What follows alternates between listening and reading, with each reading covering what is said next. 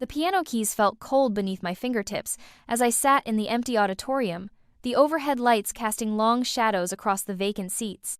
It was supposed to be my momentous spring recital I'd been preparing for since September, the culmination of months of practice that had left my fingers raw and my dreams soaring. Instead, it was a testament to everything I'd learned about disappointment.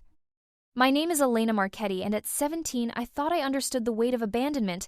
I was wrong. That night taught me that some betrayals cut deeper than others, leaving scars that would both wound and strengthen me in ways I never imagined. The Riverside High School auditorium could seat 300 people. On the night of May 15th, 297 of those seats were filled with proud parents, grandparents, siblings, and friends. Row J, seats 14 and 15, the ones I'd specifically reserved for my parents, remained conspicuously empty, like missing teeth in an otherwise perfect smile. I'd been playing piano since I was 5 years old, my small hands barely spanning an octave. What started as reluctant lessons at my mother's insistence had evolved into something that consumed my very soul. By age 10, I was winning local competitions. By 14, I was performing with the City Symphony. By 17, I was being courted by conservatories across the country.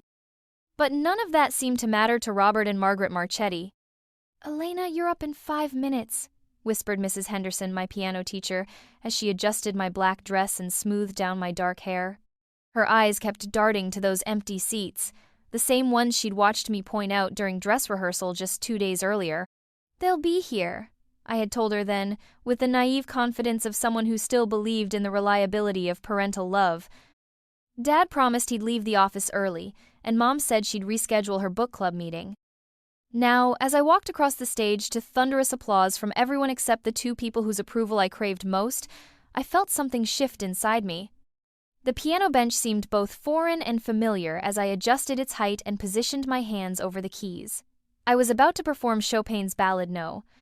1 in G minor, a piece that demanded not just technical precision, but emotional vulnerability. The first notes rang out clear and true, but as the melody developed, I found myself pouring something raw and painful into the music. Every missed birthday party because of important client meetings, every school play they'd attended via a live stream from their phones while working, every promise broken for the sake of their respective career sit, all flowed through my fingers and into Chopin's magnificent composition. The audience was transfixed. I could feel their collective intake of breath during the delicate passages, their hearts racing during the tumultuous climax. When the final notes faded into silence, the applause was deafening. People rose to their feet, and I saw tears in the eyes of strangers who had just witnessed something extraordinary. But rows J, seats 14 and 15, remained empty. Later, as families gathered in the lobby for pictures and congratulations, I stood alone by the refreshment table, mechanically eating a sugar cookie while accepting praise from teachers and classmates' parents.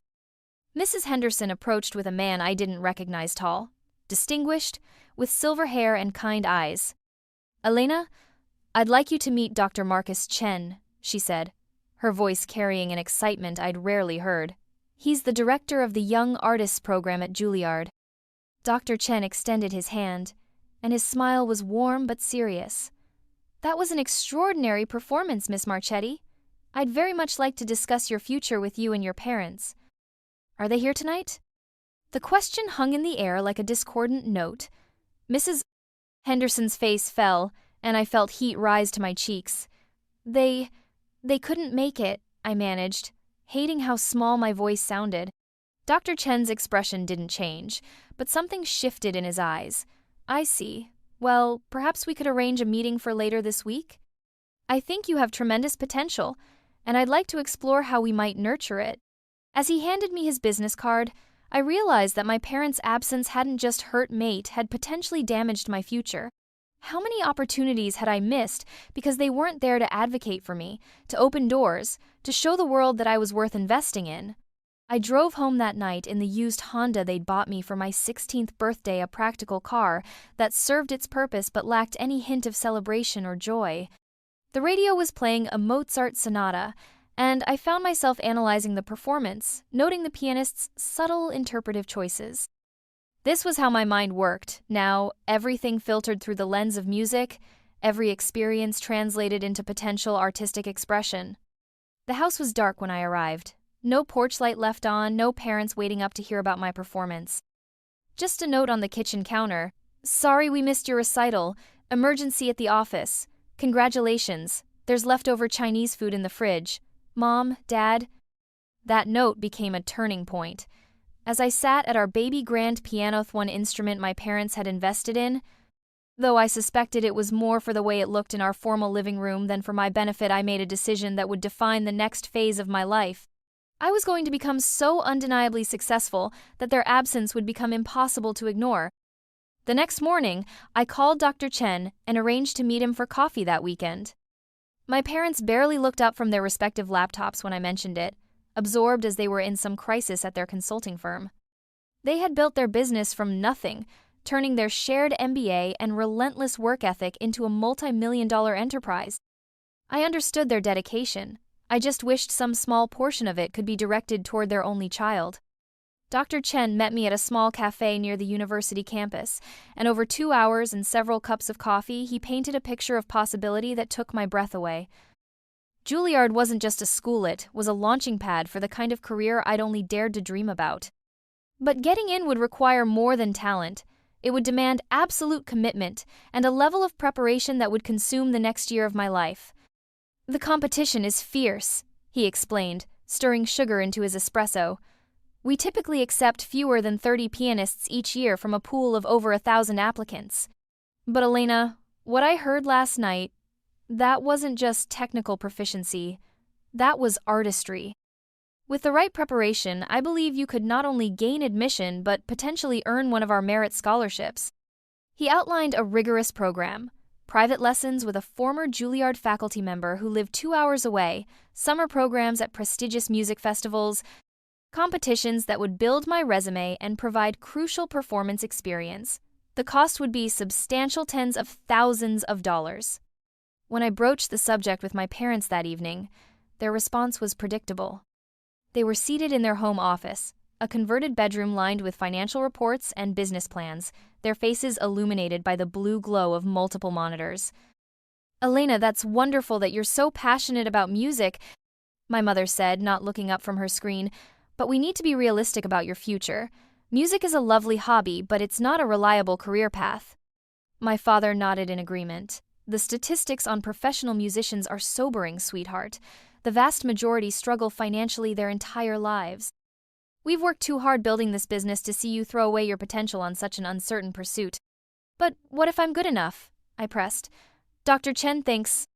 Dr. Chen is in the business of selling dreams, my father interrupted. Look, we'll continue to support your piano lessons and you can certainly continue playing in college. But we're not spending $50,000 on what amounts to an expensive audition for an impractical degree. That night, I lay in bed staring at the ceiling, my mind racing. I thought about all the times I'd heard them discuss business investments, how they'd leverage resources and take calculated risks for potential rewards. Apparently, their own daughter didn't qualify as a worthwhile investment. The next day, I made a series of phone calls that would change everything. I called Mrs. Henderson first, then Dr. Chen, then finally a number I'd found online for a music competition with a substantial cash prize. If my parents wouldn't invest in my future, I'd have to fund it myself. Mrs. Henderson was initially skeptical when I outlined my plan, but as I explained my reasoning, I could hear the admiration in her voice. Elena, this is incredibly ambitious. Are you sure you're ready for this kind of pressure? I'm ready, I told her, and I meant it. I've been ready my whole life, I just didn't know it yet. The Van Morrison International Piano Competition was held annually in Chicago, offering a first prize of $25,000, exactly what I needed to fund my Juilliard preparation. The competition was open to pianists under 21, and the deadline for applications was in just 2 weeks. I would have 6 months to prepare. I threw myself into practice with an intensity that bordered on obsession. Before school, during lunch breaks, after homework, every available moment was spent at the piano. I learned pieces that pushed the boundaries of my technical abilities: Rachmaninoff's Piano Concerto No. 2, Liszt's Hungarian Rhapsody No. 2, and Bach's Goldberg Variations.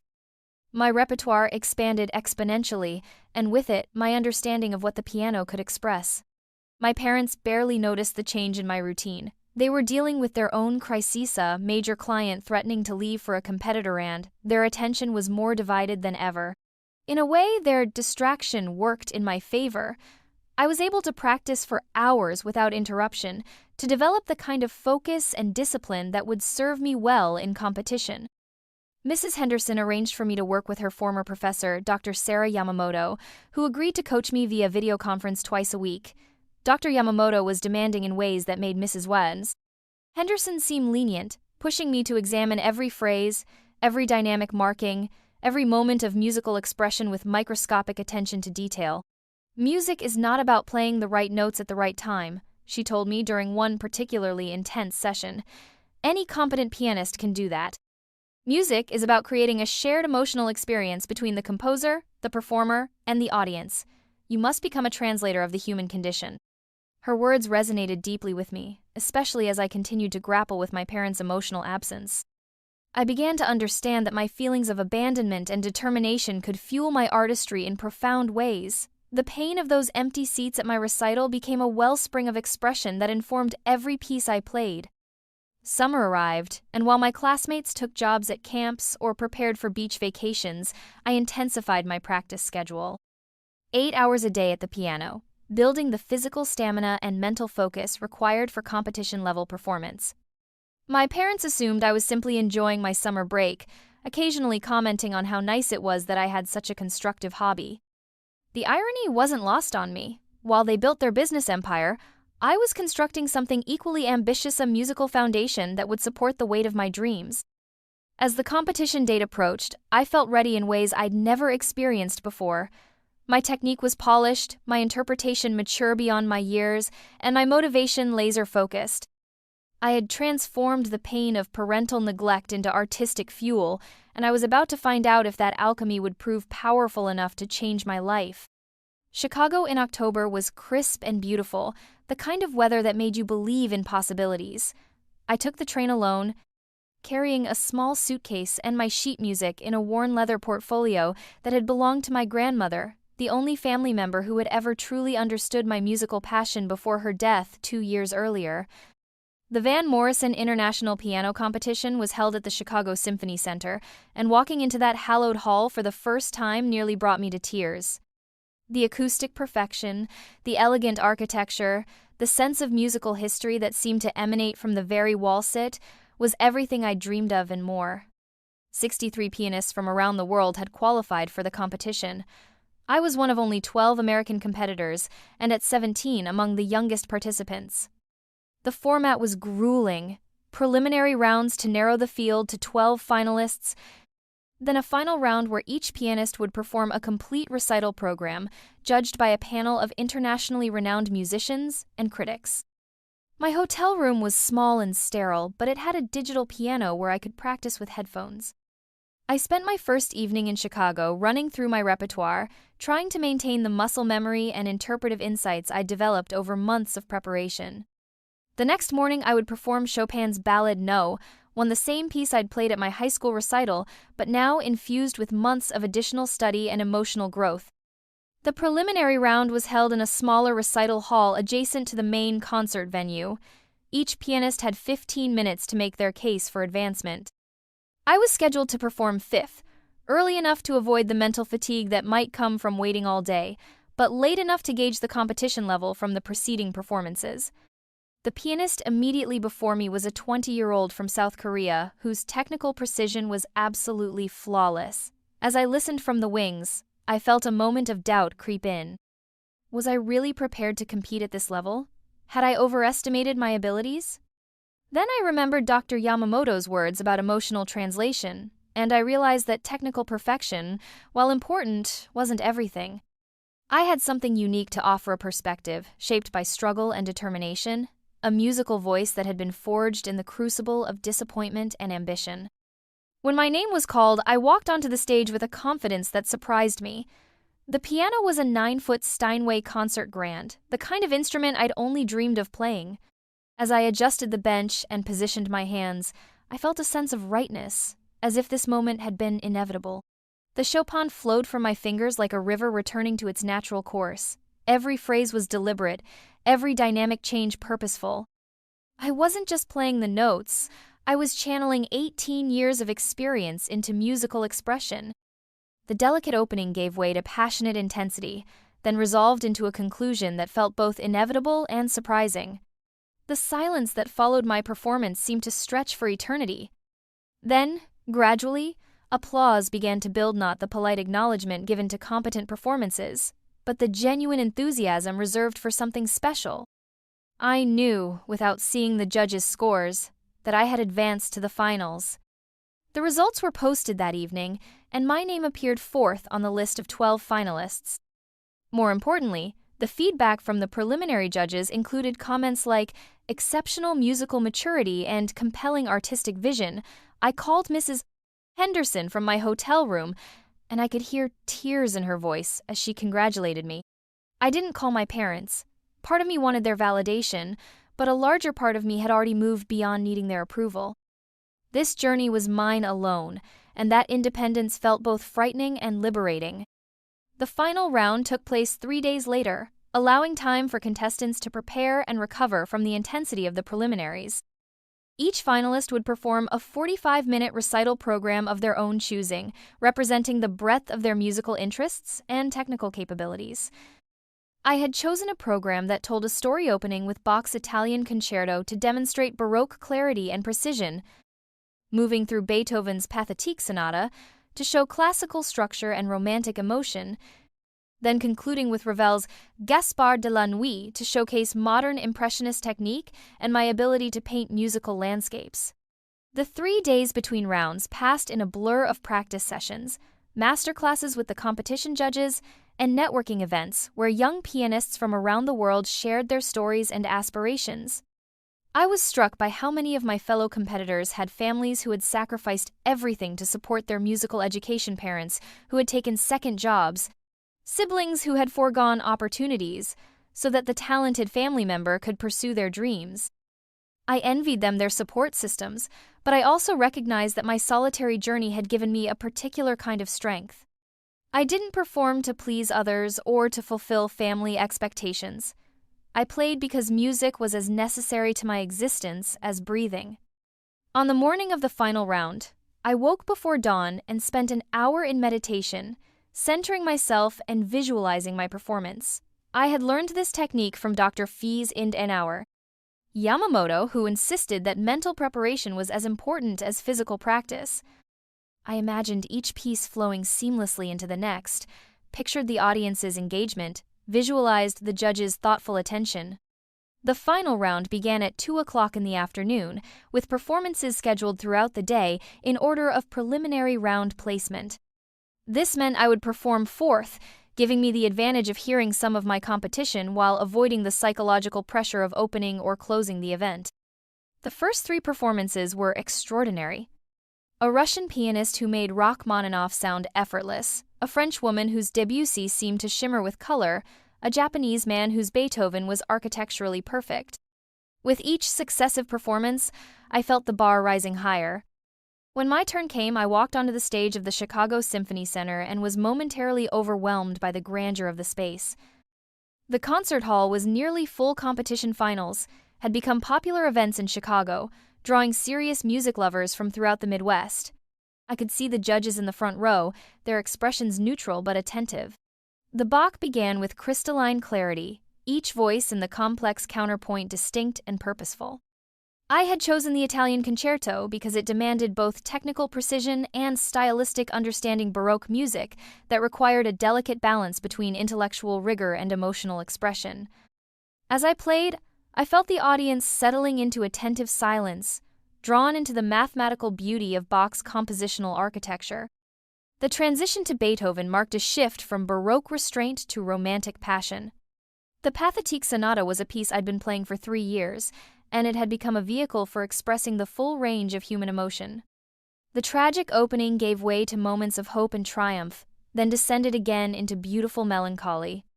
I could feel the audience breathing with the music, their emotions synchronized with the composer's intentions as filtered through my interpretation.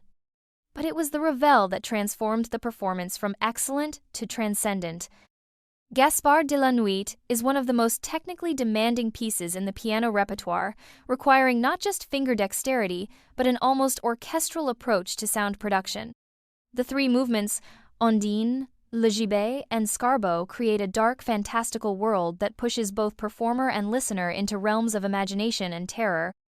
As I played Ondine, I became the water nymph, my fingers creating rippling textures that seemed to flow beyond the physical boundaries of the piano. Le Gibet, followed with its relentless repetition and growing sense of dread, the musical equivalent of watching a body hang from a gallows while contemplating mortality. And finally, Scarbo, the demonic dance that requires fingers to move with supernatural speed and precision while maintaining perfect musical control. When the final notes faded into silence, the audience erupted. People leaped to their feet, and the applause seemed to go on forever. I looked down at the judges and saw expressions of genuine amazement. I had not only met the technical demands of these challenging pieces, I had made them speak with a voice that was uniquely mine. The awards ceremony took place 2 hours later, after all 12 finalists had performed. As we sat in the front rows of the concert hall, I felt a strange sense of calm. Regardless of the competition results, I had proven something important to myself. I had the ability to move audiences, to translate emotion into sound in ways that transcended technical accomplishment. When they announced third place, then second place, and my name hadn't been called, I felt my heart begin to race. First place in the Van Morrison International Piano Competition would mean more than just the $25,000 prize money. It would open doors to management, recording opportunities, and concert engagements that could launch a professional career. And the first prize winner of this year's Van Morrison International Piano Competition, announced the Master of Ceremonies, performing a recital that combined technical mastery with extraordinary musical maturity, Elena Marchetti. The sound of my name seemed to echo in the vast concert hall as if it were being called from a great distance. I walked onto the stage in a daze, accepting the crystal trophy and the ceremonial check while photographers captured the moment. In the audience, I could see my fellow competitors applauding, genuinely a testament to the supportive community that exists among serious musicians. During the brief acceptance speech I was asked to give, I found myself thinking about those empty seats at my high school recital. This award represents not just recognition of tonight's performance, I said, but validation of the power of music to transform personal experience into universal expression. I'm grateful for this opportunity and excited to see where this journey leads. What I didn't say was that the journey had already led me exactly where I needed to be, a place of independence and self-determination that no amount of parental support could have provided. Winning the Van Morrison competition changed everything and nothing. The $25,000 prize money meant I could afford the intensive Juilliard preparation program Dr. Chen had outlined, but more importantly, the victory had attracted attention from the classical music world that opened doors I hadn't even known existed. Within a week of returning from Chicago, I received calls from 3 different artist management companies interested in representing me. Concert presenters who had been in the audience began discussing potential engagements. Most significantly, Dr. S/Dimu. Chen called to tell me that my competition performance had been recorded and was being circulated among the Juilliard faculty. "Elena," he said, his voice carrying barely contained excitement, "I've been doing this for 25 years, and I can count on one hand the number of times I've seen the faculty respond to a recording with this level of enthusiasm. I think we need to discuss accelerating your timeline." My parents' reaction to the competition victory was typically understated. They congratulated me over dinner at our kitchen table, then immediately launched into a discussion about tax implications of prize money and whether I needed to establish some kind of business entity for my music earnings. They seemed more interested in the financial logistics than the artistic achievement. "This is quite an accomplishment, Elena," my mother said, cutting her chicken with precise movements. "But I hope you understand this doesn't change our feelings about music as a career path. Competitions are one thing, but making a living as a performer is entirely different." I nodded politely and excused myself to practice. Their inability to understand what I'd achieved no longer hurt. It simply confirmed that we were operating in entirely different universes. They lived in a world of quarterly reports and profit margins. I inhabited a realm where beauty and emotional truth were the ultimate currencies. Dr. Yamamoto designed an intensive 8-month program that would prepare me not just for Juilliard auditions, but for the level of performance required in major concert venues. 3 hours of technical study each morning, 2 hours of repertoire development in the afternoon, and 1 hour of performance psychology and career preparation in the evening. It was a schedule that would have been impossible to maintain while attending regular high school. I approached my parents about the possibility of finishing my senior year through an online program, allowing me to dedicate more time to musical preparation. Their resistance was immediate and absolute. "Absolutely not," my father said. "You need a proper high school diploma from an accredited institution. These online programs are fine for supplemental learning, but they don't provide the social development and well-rounded education you need." "Dad, I'm trying to prepare for one of the most competitive audition processes in the world," I argued. "Every hour I spend in trigonometry class is an hour I could be developing my artistry." "Elena, you're 17 years old," my mother interjected. "You don't get to make decisions that could limit your future options. What if this music thing doesn't work out? You'll need a solid educational foundation to fall back on." The irony was staggering. They were so concerned about limiting my future options that they were actively limiting my present opportunities. But I had learned something important from winning the competition. Sometimes you have to create your own possibilities rather than waiting for permission. I began getting up at 4:30 a.m. to practice before school, then using every free period and lunch break for additional study. I carried music theory books between classes and analyzed scores during the bus ride to and from school. My friends thought I'd lost my mind, but Mrs. Henderson understood the dedication required for excellence. "Elena, what you're attempting is extraordinary," she told me one afternoon as I worked through a particularly challenging passage from the Brahms Piano Concerto No. 2. "But I want you to understand the physical and emotional toll this level of preparation can take. Are you sure you're ready for this intensity?" I paused in my playing and looked at her seriously. "Mrs. Henderson, I've been preparing for this my entire life, not just musically but emotionally. Every disappointment, every moment of feeling unsupported, it's all led to this point. I'm not just ready, I'm desperate to prove what I'm capable of." The Juilliard application process was unlike anything I'd experienced. In addition to the standard academic requirements, I needed to submit recordings of specific repertoire, write essays about my musical philosophy and career aspirations, and prepare for live auditions that would be scheduled in the spring. Each component demanded perfection. There was no margin for error when competing against the most talented young musicians in the world. Dr. Chen arranged for me to work with several Juilliard faculty members via video conference, refining my interpretation of the required audition pieces, and developing the kind of musical sophistication that would set me apart from other applicants. These sessions were revelatory, pushing me to consider aspects of musical expression I'd never contemplated. "Elena, talent is common," Dr. Elizabeth Morrison told me during one particularly intense coaching session. Dr. Morrison was a legendary pianist who had performed with every major orchestra in the world before transitioning to teaching. "What's rare is the ability to communicate something essential about the human experience through music. That's what separates good pianists from great ones." Her words became a guiding principle as I prepared my audition repertoire. I wasn't just learning notes and rhythms, I was developing a personal relationship with each piece, finding ways to make centuries-old compositions speak with contemporary relevance. Winter arrived early that year, and I found myself practicing in an unheated garage when my parents complained that my morning sessions were disrupting their sleep. The cold made my fingers stiff initially, but I discovered that the physical challenge actually improved my focus and determination. There was something monastic about those early morning sessions, alone with the music while the rest of the world slept.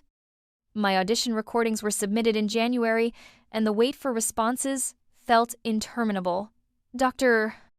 Chen had warned me that Juilliard typically invited only about 60 pianists to audition for 30 available spots, and those invitations wouldn't arrive until late February. In the meantime, I continued my relentless practice schedule while maintaining the facade of being a normal high school senior. The invitation arrived on February 28th, a thin envelope that contained the most important letter I'd ever received. "Dear Miss Marchetti, we are pleased to invite you to audition for admission to the Bachelor of Music program at the Juilliard School. Your audition is scheduled for March 15th at 2:00 p.m. I read the letter 3 times before the reality sank in. I was going to audition at Juilliard, the most prestigious music conservatory in the world, the institution that had trained generations of legendary performers. Whatever happened next, I had already achieved something remarkable. My parents' reaction was predictably measured. They acknowledged the accomplishment but immediately began discussing practical concerns about audition, travel expenses, and the implications of acceptance. "Elena, if you do get accepted, we need to have a serious conversation about the financial realities," my father said. "Juilliard is extraordinarily expensive, and the job prospects for classical musicians are quite limited." I nodded and smiled, knowing that I had already moved beyond their sphere of influence. The competition prize money would cover my first year's tuition, and Dr. Chen had indicated that merit scholarships were possible based on audition performance. More importantly, I had developed enough confidence in my abilities to know that I would find a way to make it work, regardless of their support. The audition itself was both terrifying and exhilarating. Lincoln Center on a crisp March morning filled with young musicians from around the world, all carrying instrument cases and the weight of their dreams. I performed my prepared repertoire box Partita No. 1, Chopin's Ballade No. 4, and Debussy's L'Île Joyeuse for a panel of faculty members whose expressions revealed nothing. But as I played, I felt something magical happening. The music seemed to flow through me rather than from me, as if I had become a conduit for something larger than myself. The piano responded to my touch like a living thing, and I could sense the judges leaning forward, drawn into the musical narrative I was creating. 3 weeks later, I received a thick envelope from Juilliard containing an acceptance letter and an offer of a half-tuition merit scholarship. I was going to study with some of the greatest piano teachers in the world, surrounded by peers who shared my passion and dedication. That night, I performed my high school's spring concerta, small, intimate affair that seemed almost quaint after the intensity of my Juilliard audition.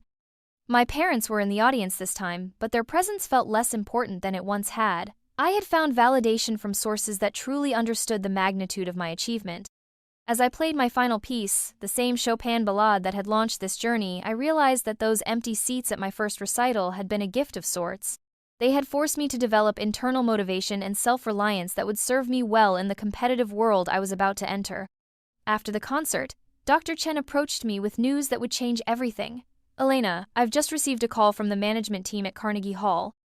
They're organizing a special concert featuring young artists, and they want you to be one of the featured performers. Are you interested in making your Carnegie Hall debut?" The question hung in the air like a perfectly sustained musical phrase, beautiful and full of possibility. Carnegie Hall, the venue where Tchaikovsky had conducted, where Rachmaninoff had premiered his compositions, where legends were born and dreams realized. "When?" I managed to ask. "October 15th. That gives you 6 months to prepare, and it would be during your first semester at Juilliard. Think of it as the ultimate welcome to your professional career." As I drove home that night, I began to imagine a very specific scenario. My parents, receiving an elegant invitation to their daughter's Carnegie Hall debut. The choice to attend or not attend, but this time with full knowledge of what they would be missing. The student was about to become the teacher, and the lesson would be delivered in the most beautiful concert hall in the world. My first semester at Juilliard was a revelation that redefined everything I thought I knew about music and dedication. Surrounded by students who had been prodigies in their home countries, I discovered that talent alone was insufficient. What separated the exceptional from the merely gifted was an almost superhuman capacity for focused work and artistic growth. My primary teacher was Dr. Vladimir Petrov, a Russian émigré who had studied with legendary pedagogue Heinrich Neuhaus. Dr. Petrov was demanding in ways that made my previous instruction seem gentle, but his insights into musical interpretation were profound. During my first lesson, he listened to my prepared Chopin nocturne with an expression of polite attention, then began deconstructing every interpretive choice I'd made. "Miss Marchetti, you play this as if Chopin were a pretty composer writing pretty music for pretty salons," he said in his thick accent. "But this nocturne was written during a period of personal anguish, when Poland was under Russian occupation and Chopin was dying of tuberculosis. Where is the pain? Where is the longing for a homeland he knew he would never see again?" He demonstrated at the piano, and suddenly the familiar piece became something entirely different, not just beautiful, but heartbreaking in its beauty. I realized that I had been skating along the surface of musical expression, content with technical accuracy and general emotional appropriateness, rather than diving deep into the specific human experiences that had inspired these compositions. The Carnegie Hall performance was scheduled for October 15th, just 7 weeks into my first semester. I would be performing a 20-minute solo set as part of an evening featuring 6 young artists, each representing different aspects of classical music's future. The program committee had given me complete artistic freedom in choosing my repertoire, which was both liberating and terrifying. Dr. Petrov suggested we focus on a single composer for maximum impact. Carnegie Hall is not a place for showing off your range, he advised. It is a place for making a definitive artistic statement. Choose music that represents who you are as a musician, not who you think the audience wants you to be. After much consideration, I decided to perform 3 Chopin pieces that traced an emotional journey. The Ballade No. 1 that had been my signature piece since high school, the revolutionary Etude in C minor that captured the spirit of political resistance, and the sublime Nocturne in E-flat major that represented the transcendence possible through art. Together, they would tell the story of struggle, revolution, and ultimate beauty themes that resonated deeply with my own journey. The preparation process was unlike anything I'd experienced. Dr. Petrov insisted that I understand not just the musical structure of each piece, but the historical context, the personal circumstances of Chopin's life when he composed them, and the broader Romantic movement of which they were a part. I spent hours in the library studying Polish history, reading Chopin's letters, and analyzing the social conditions that had shaped his artistic vision. Music without context is just organized sound, Dr. Petrov told me during one particularly intensive lesson, but music with deep understanding becomes a direct communication between souls separated by centuries. This is what you must achieve at Carnegie Hall. As my performance date approached, I faced a decision about whether to inform my parents. Part of me wanted to surprise them with tickets, to give them the opportunity to witness their daughter's triumph in one of the world's most prestigious venues. But a larger part of me had moved beyond needing their validation or presence. I decided on a middle path. 3 weeks before the concert, I mailed them an elegant invitation to my Carnegie Hall debut, along with a brief note explaining the significance of the opportunity. I included no emotional appeal, no request for their attendance, imply the information, and an implicit choice. Their response came via email 2 days later. Elena, congratulations on this wonderful opportunity. Unfortunately, we have a long-standing commitment to attend a business conference in Phoenix that week. We're sure you'll do beautifully. Break a leg. Love, Mom and Dad. I read the email twice, waiting for some emotional response, but felt only a curious sense of relief. Their absence would be a choice, not an oversight or emergency. This time, I would know exactly where I stood in their hierarchy of priorities. The weeks leading up to the concert passed in a blur of intensive preparation. My practice sessions at Juilliard often lasted 6 hours, broken only by lessons, masterclasses, and chamber music rehearsals. My technical facility was reaching new levels, but more importantly, my musical understanding was deepening in ways that surprised me daily. Dr. Petrov arranged for me to perform my Carnegie Hall program in several smaller venues leading up to the main event, a practice run at Juilliard's Morse Hall, a recital at a private salon in Manhattan, and a performance for the piano faculty that served as both masterclass and final rehearsal. Each performance revealed new aspects of the music and built my confidence for the main event. Elena, you are ready, Dr. Petrov declared after my faculty performance. But remember, Carnegie Hall is not just about technical perfection or even musical excellence. It is about creating a moment of human connection that transcends the everyday world. Your job is to make 2,000 strangers care deeply about the inner life of a Polish composer who died 175 years ago. The day of the concert arrived gray and rainy, typical October weather in New York City. I spent the morning in quiet preparation, light practice, meditation, and a simple meal. Dr. A.G.'s Chen had arranged for a professional photographer to document the event, and several music critics from major publications would be in attendance. This wasn't just a performance. It was a professional debut that could significantly impact my future career trajectory. I arrived at Carnegie Hall 3 hours before the concert, using the time to familiarize myself with the Steinway Concert Grand that would be my partner for the evening. Each piano has its own personality, and I needed to understand how this particular instrument would respond to my touch, how its action felt under pressure, how its voice projected in the legendary acoustic space. As I ran through passages from my program, I was struck by the weight of history in the hall. The ghosts of legendary performers seemed to hover in the air. Horowitz's legendary 1965 comeback, Rubinstein's farewell concerts, young Van Cliburn's triumph after winning the Tchaikovsky competition. I was about to add my name to that continuum, however briefly.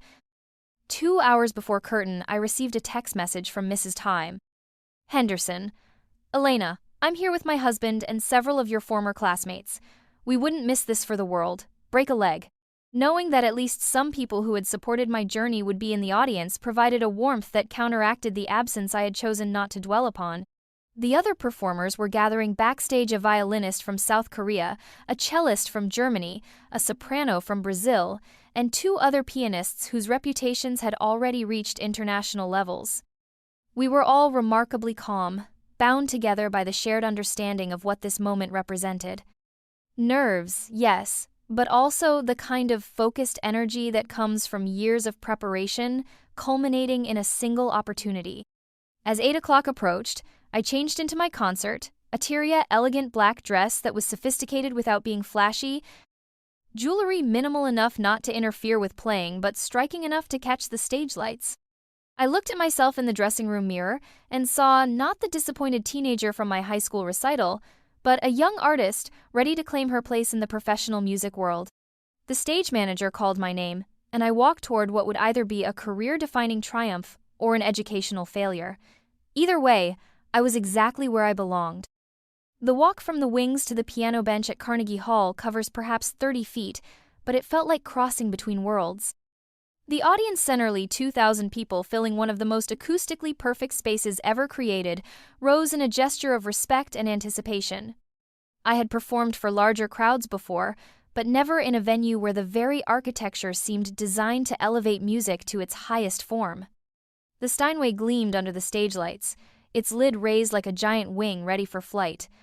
As I adjusted the bench to my precise specifications, I felt that familiar moment of communion with the instrument, the point where pianist and piano become a single entity capable of translating thought directly into sound.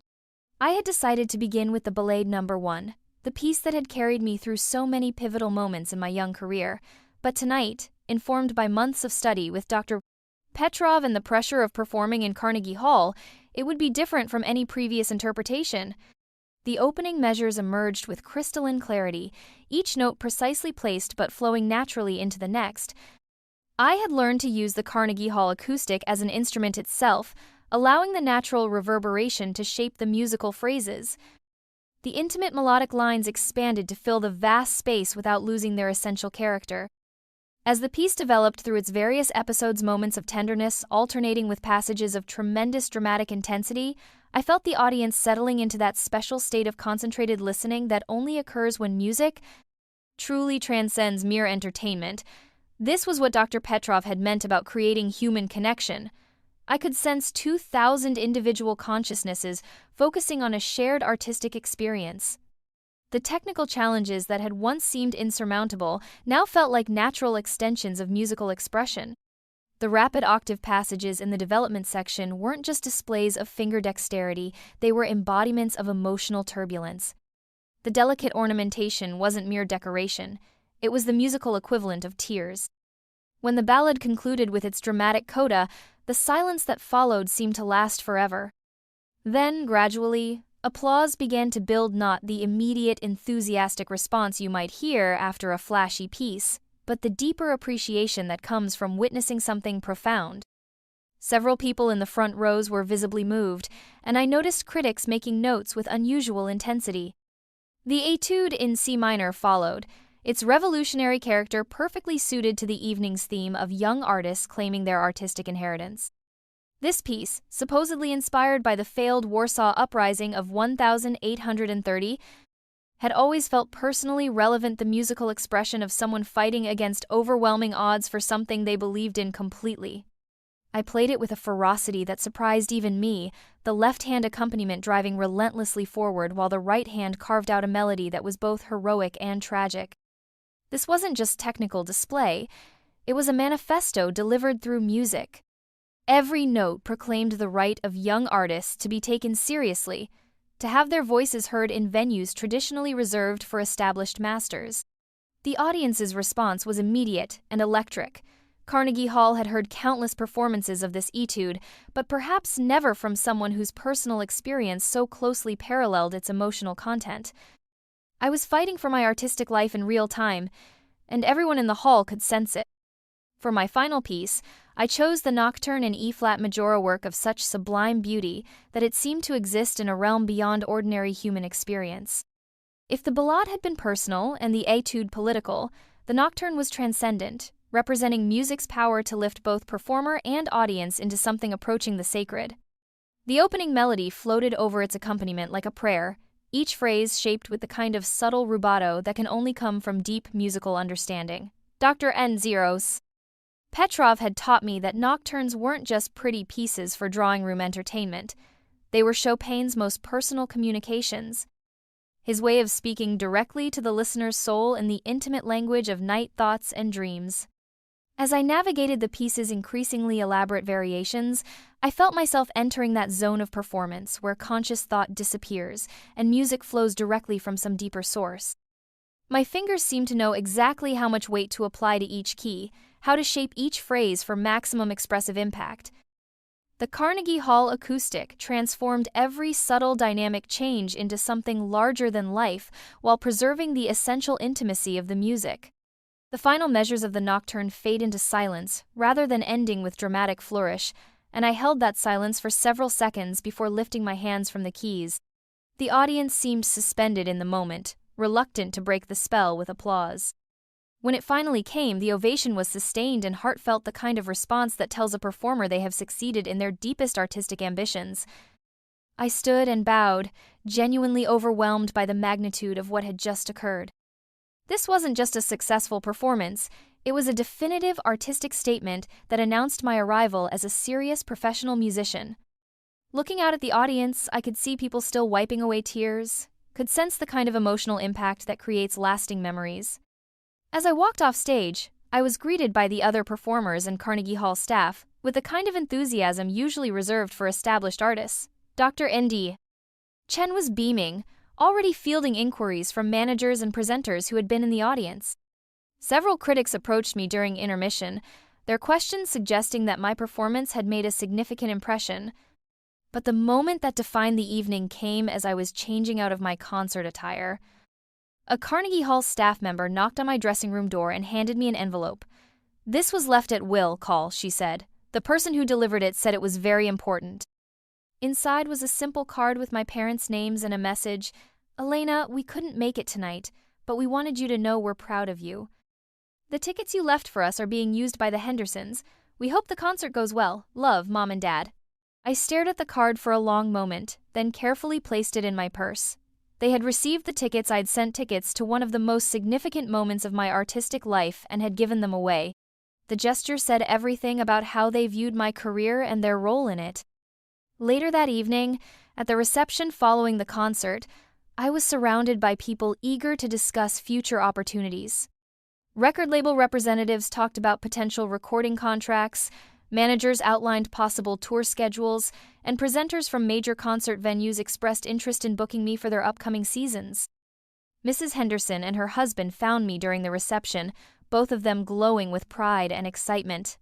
"Elena, that was absolutely transcendent," she said, embracing me warmly. "I've never heard you play with such depth and maturity. You've become a real artist."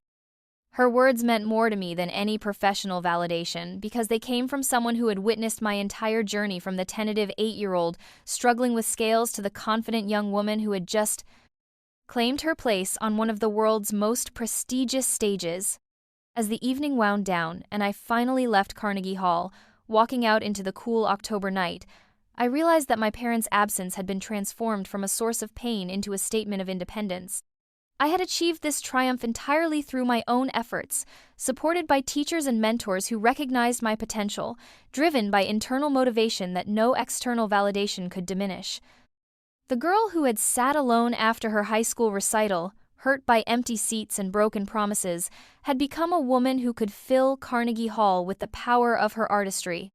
The journey had required sacrificing the dream of parental support, but it had led to something far more valuable: the knowledge that I could create my own opportunities and define my own worth.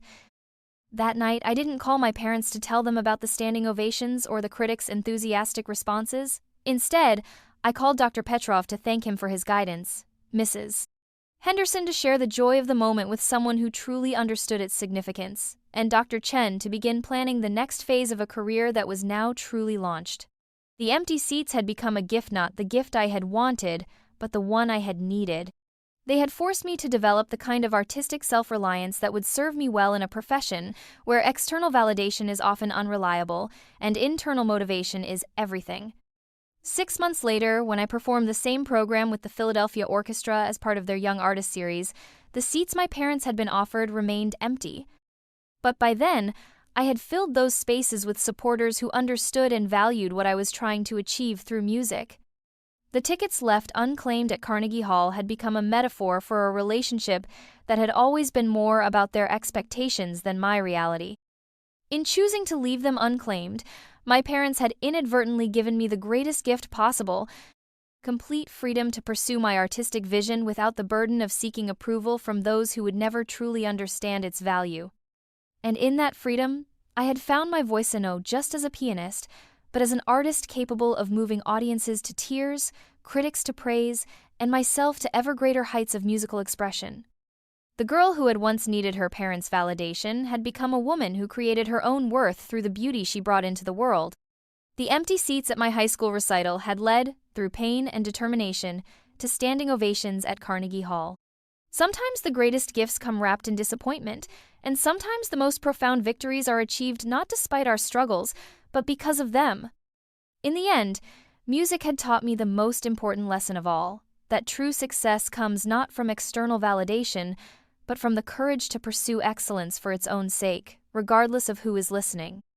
And in Carnegie Hall that October evening, with 2,000 strangers hanging on every note, I had finally learned to play not for empty seats, but for the pure joy of making something beautiful in a world that desperately needs more beauty.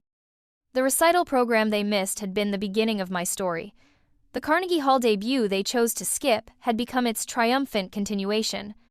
And the future I was building, note by note and performance by performance, would be entirely my own creation, a masterpiece composed not just of music, but of the courage to keep playing even when the most important seats remain empty. In music, as in life, the most profound truths are often found not in what is present, but in what is absent, and how we choose to fill that absence with something beautiful and lasting. The tickets left unclaimed had become my declaration of independence, and the music that emerged from that freedom would echo far longer than any applause. Several years later, when Elena Marchetti performed her debut solo recital at Lincoln Center, the house was sold out weeks in advance. Critics praised her profound emotional intelligence and technique that serves a larger artistic vision. 2 seats in the front row, reserved for the Marchetti family, remained empty not from oversight or emergency, but from choice. By then, Elena no longer noticed. She was too busy creating the kind of beauty that transcends the need for any audience's approval, playing for the pure love of music itself and the audiences who truly understood its transformative power.